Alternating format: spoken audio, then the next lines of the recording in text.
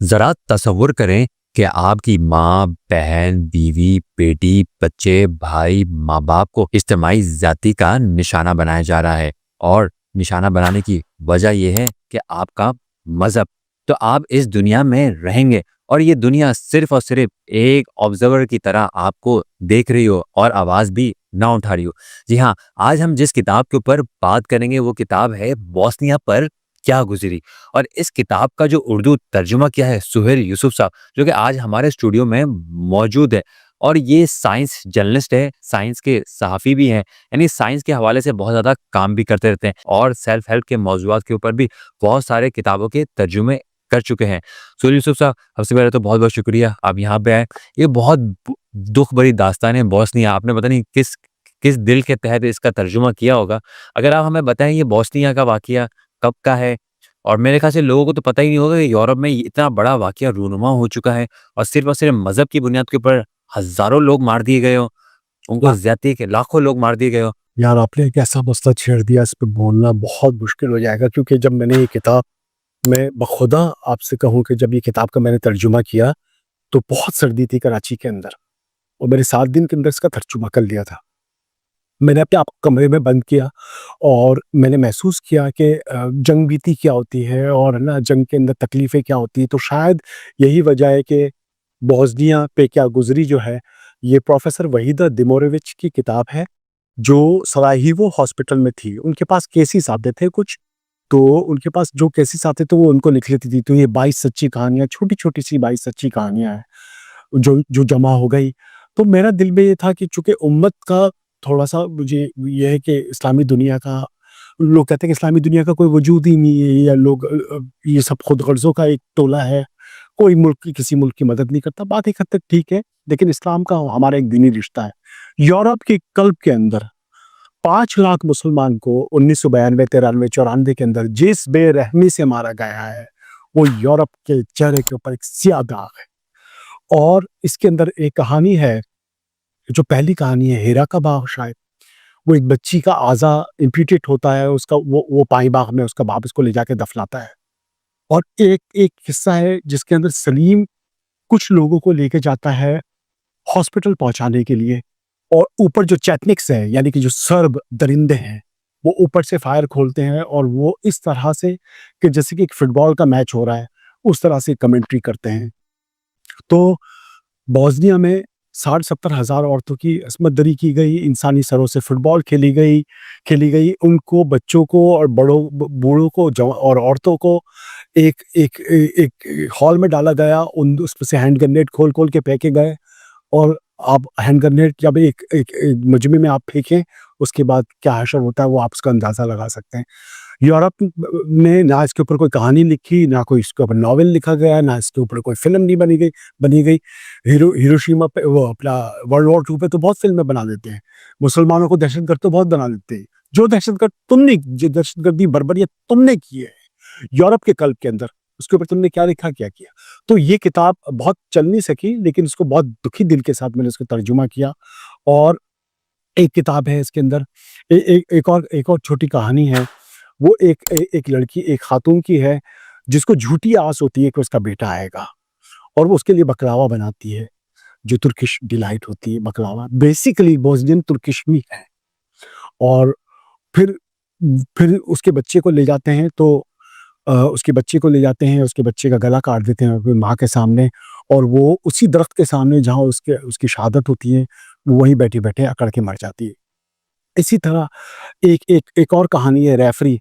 एक बच्चा है, जो जो चल नहीं सकता, जिसके पाँव में पोलियो है, और वो अंडरग्राउंड रह के तंग आ गया है, और अपनी माँ से कहता है कि माँ, मुझे मुझे इस जो बेसमेंट है उसमें मुझे नहीं रहना। तो वो एक दिन उसकी माँ कहती है कि चलो तुम ऊपर आ जाओ। तो वो जब ऊपर आता है, तो एक शैल उनके मकान पे आके गिरता है, उसकी शहादत हो जाती है। तो ये बहुत दुःख भरी कहानियाँ हैं। और हमारी एक दोस्त थी बहन जैसी, एफएम रेडियो पर, उनको जब दी तो उन्होंने 2-3 कहानियाँ पढ़ी, उनको बुखार चढ़ गया था।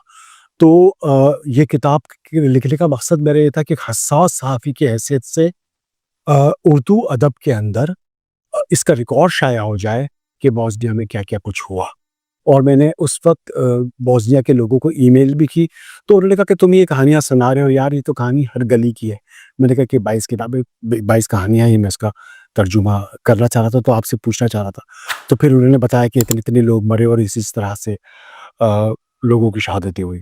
और सरबलनीका का एक एक गाँव का वाक़या है। सरबलनीका मैसेकर को 30 साल हो गए, हाँ, इस साल 30 साल हो गए हैं। मुझे एक साहब मिले, मैं अमेरिका में एक साइंस कॉन्फ्रेंस में था, तो उनके बैच के साथ मोहम्मद मुस्तफ़ा लिखा हुआ था या मुस्तफ़ा लिखा हुआ था। वो होटल के अंदर पोर्टर थे या होटल के अंदर कोई काम कर रहे थे। तो मुझे लगा कि वो गिलगिती है, पाकिस्तानी गिलगिती बल्तिस्तान के, उनके चेहरे के खद्दो-ख़ाल ऐसे थे। तो मैंने पूछा कि आप क्या पाकिस्तानी हो? उन्होंने कहा, "no, no, I am Bosnian." तो मैंने कहा कि हाँ, मैंने बॉस्निया पे किताब लिखी है, तो बड़े खुश हुए, गले गले लगाया। मैंने कहा कि बहुत ज़ुल्म हुआ मुसलमान पे। तो उसने कहा कि सर्बनिका के अंदर एक रात में कोई 20,000 लोगों को मारा गया, एक रात के अंदर जवानों को मारा गया, इज्तिमाई कब्रों में डाल दिया गया उनको। तो वो सर्बनिका के अंदर मेरा ख़ानदान था। मैं वहाँ से भागा और यूरोप के मुल्क गया, फिर यहाँ से अमेरिका आया। तो मेरे भाई का पूरा ख़ानदान मारा गया था।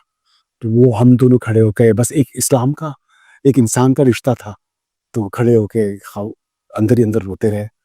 तो ये बड़ी ज़रूरी थी ये किताब, तो आप ज़रूर पढ़ें अगर आपका आसाम मज़बूत है, तो आप ये किताब ज़रूर पढ़ें। इससे चिंगारी ये मिलती है कि उम्मत कब एक हो। हम कब तक जो है ना एक-एक करके ज़िबा होते रहेंगे। आपने कहा कि इराक में वेपन्स ऑफ मास डिस्ट्रक्शन है। और ना सद्दाम हुसैन 7 मिनट के अंदर ना लंदन को और 9 मिनट के अंदर वॉशिंगटन को तबाह कर देगा। कहाँ है वो वेपन्स ऑफ मास डिस्ट्रक्शन? अक़वाम मुत्तहिदा के इंस्पेक्टर हांस ब्लिक्स ने हाथ जोड़ के कहा, मैंने पूरा इराक छान मारा, मुझे कोई हथियार नहीं मिला। आप क्यों झूठ बोला आपने? और झूठ बोल के आपने एक जंग मुसल्लत की इराक के ऊपर। 500 टन डिप्लेटेड यूरेनियम आपने उसकी मिट्टी में मिलाया। आज भी वहाँ पर एब्नॉर्मल बच्चों में 5 गुना 10 गुना पैदाइश ज़्यादा है। प्रोफ़ेसर नौहद अला मोरी अत्तरुशी, वो मैं उनकी तस्वीर आपको दे दूँगा, मैंने उनको बहन बनाया है, इराकी प्रोफ़ेसर है। इराक की किताब यूनिवर्सिटी के अंदर वो फैकल्टी हेड हैं फ़ार्माकोलॉजी की, फ़ार्मेसी की। वो कराची आई, मैंने उनका एक पैनल इंटरव्यू किया, तो 7 इस्लामी दुनिया के 7 साइंसदान थे, तो मैंने उनसे पूछा कि हम साइंस में पीछे क्यों रह गए हैं? Because science is Muslim world is second to close to my heart.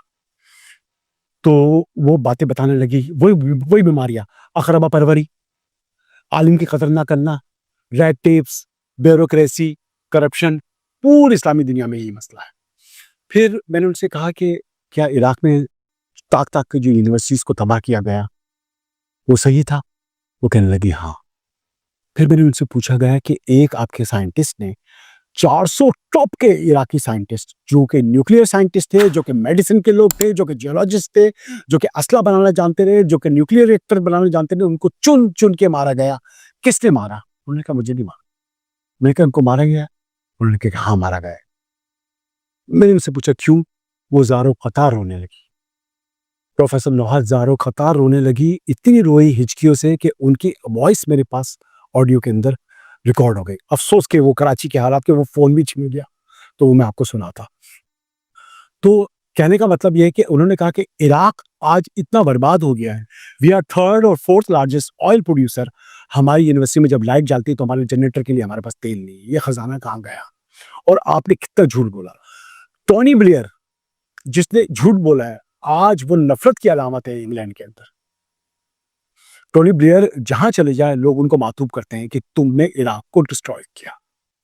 और सेम अब चीज उन्होंने ईरान ईरा, ईरा, ए- अफगानिस्तान को ताराज कर दे, तो पाकिस्तान ये कर रहा है, फिर ये कर रहा है, ईरान ये बना रहा है, कभी सूडान, कभी कभी शाम, कभी Yemen. What the hell is this? तो उम्मत जब तक अपने मफादात को तरफ नहीं आती, इस्लामी ममालिक जमा नहीं होते, तो उस वक्त तक जो है ना हमारा कोई हद नहीं निकलेगा। और जब तक आज की जंगों ने बता दिया है कि इराक और इसराइल के दरमियान फासला था 3200 किलोमीटर का, दोनों दोनों मुल्क जंग लड़ रहे हैं, दोनों ममालिक जंग लड़ रहे हैं। उधर से उनके F-35 आ रहे हैं, इधर से इराक के खैबर और अल फतेह मिसाइल जा रहे हैं। आपको टेक्नोलॉजी ने बता दिया कि टेक्नोलॉजी किस तरह जंग का पासा बदलती है। तो एक साइंस जर्नलिस्ट की हैसियत से मेरा ये होता है, मेरा हमेशा ये कोशिश होती है कि मुसलमान ममालिक साइंस और टेक्नोलॉजी को अपनाएं, इसमें एक्सेल हासिल करें, आगे जाएं और खुद मुख्तारी करें, वरना एक वक्त ऐसा आएगा कि आपको कोई बूट पॉलिश बनाने की भी टेक्नोलॉजी और टूथपेस्ट बनाने की टेक्नोलॉजी भी नहीं देगा। This is the point. बात कहाँ से निकली, कहाँ तक पहुँच गई। नहीं नहीं, बहुत बहुत शुक्रिया। आपने जो है वो बॉस्निया के हवाले से जो हमारी रहनुमाई करी और आज के दौर के जो मज़ीद मसाइल है उस पर भी आपने रोशनी डाली, तो बहुत शुक्रिया। अगर आपने हमारा चैनल द क्रिसेंट प्रोस्पेक्टस को सब्सक्राइब नहीं किया तो उसको ज़रूर सब्सक्राइब कर लीजिएगा। हम इसी तरीके से किताबों पर बात करते रहते हैं। बहुत शुक्रिया। अल्लाह हाफ़िज़।